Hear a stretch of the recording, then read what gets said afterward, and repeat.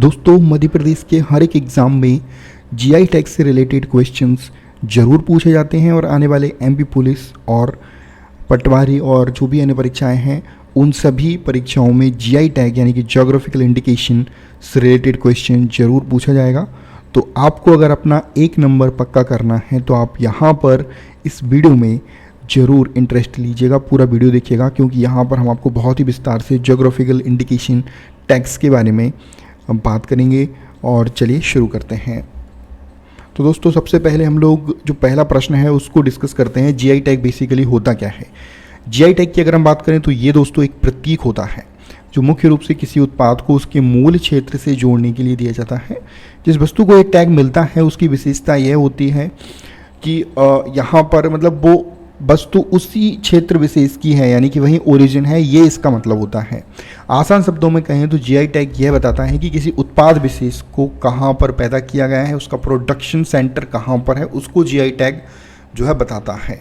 जैसे कि अगर आप बात करें, हम एक उदाहरण के तौर पे देख लें कि कड़कनाथ मुर्गा है, तो कड़कनाथ मुर्गा एक ही जगह जो है झाबुआ में उत्पादन होता है उसका, तो उसको वहीं का जीआई टैग दिया गया है। तो ये पूरा का पूरा ये जीआई टैग का मतलब होता है। अब बात करते हैं जीआई टैग की स्थापना की बात। तो पहला जीआई टैग दोस्तों दार्जिलिंग की चाय को मिला है, उसे साल 2004 में यह टैग मिला था। उसके बाद देश के अलग अलग राज्यों और क्षेत्र विशेष की पहचान बन चुके 300 से ज़्यादा उत्पादों को जीआई टैग मिल चुका है। अब बात करते हैं जीआई टैग कौन देता है। तो हम बात करें तो वाणिज्य मंत्रालय के अंतर्गत आने वाले department of industry promotion and internal trade, ध्यान रखिएगा वाणिज्य मंत्रालय के अंतर्गत आता है। डिपार्टमेंट का नाम है department of industry promotion and internal trade.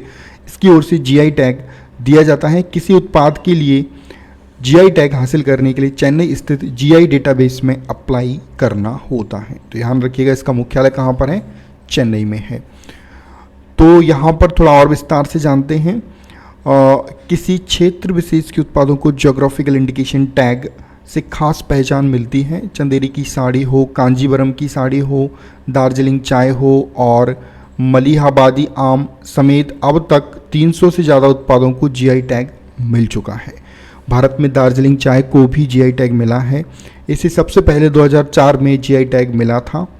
Mahabaleshwar strawberry, Jaipur के ब्लू पोट्री, बनारसी साड़ी और तिरुपति के लड्डू और मध्य प्रदेश की झाबुआ के कड़कनाथ मुर्गा सहित कई उत्पादों को जीआई टैग मिल चुका है। जीआई टैग किसी उत्पाद की गुणवत्ता और उसके अलग पहचान का सबूत है।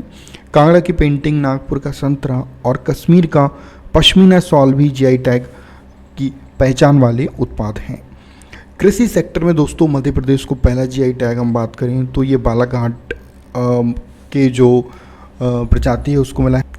तो दोस्तों बात करें इस प्रजाति की, चिन्नौर जिले की धान की प्रजाति की, तो इसको जीआई टैग कृषि सेक्टर में पहला जीआई टैग मिला हुआ है। और ये क्वेश्चन आपको आने वाले कई एग्जाम्स में देखने को मिलेगा, चाहे एमपीपीएससी हो या फिर आपका पीईबी का एग्ज़ाम हो।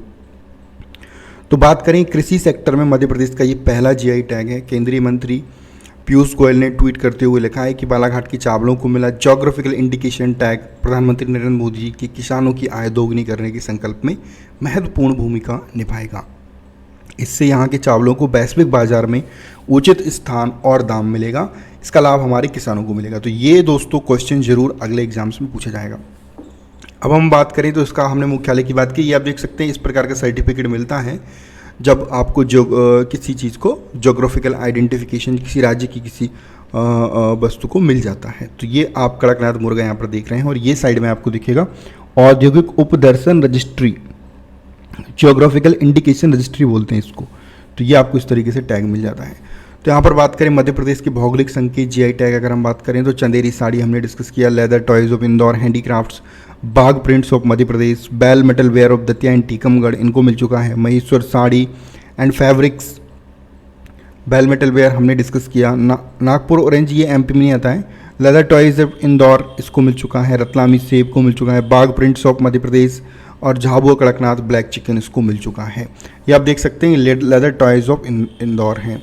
अब यहाँ पर इस मैप के माध्यम से डिस्कस करते हैं दोस्तों। तो ये मैप आप देख सकते हैं, इसमें आपको बैल मेटल वेयर ऑफ टीकमगढ़ के दिखेंगे। यहाँ पर आप दतिया एंड टीकमगढ़ दोनों जिले के आपको ये बैल मेटल वेयर दिखेंगे। फिर यहाँ पर आ जाते हैं हम लोग नीचे, तो ये है आपका बालाघाट ज़िले की चिन्नौर प्रजाति की धान आपको यहाँ पर दिखाई देगी।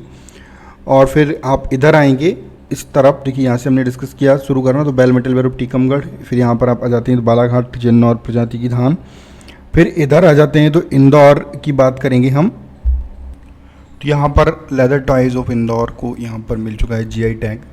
एंड अनदर वन है आपका चंदेरी साड़ीज़, तो इनको भी जीआई टैग मिल चुका है। फिर आ जाते हैं नेक्स्ट, आप ये चंदेरी भी दोस्तों हम बात करें तो इंदौर में ही है, और लेदर टॉयज़ भी इंदौर में ही इनका उत्पादन होता है। बाघ प्रिंट्स और मध्य प्रदेश, ये धार में बाघ एक गांव है, वहाँ पर ये बाघ प्रिंट्स वहाँ इनका उत्पादन होता है, वहाँ पर वहाँ की ये कला है। तो ये बाघ प्रिंट्स ऑफ मध्य प्रदेश ये भी जीआई टैग में आता है, इसको भी मिल चुका है। फिर आ जाते हैं तो झाबुआ कड़कनाथ चिकन, इसको भी मिल चुका है। रतलामी सेब फूड स्टफ, इसको भी मिल चुका है। और Maheshwar saris handicraft and fabrics, ये भी इंदौर में।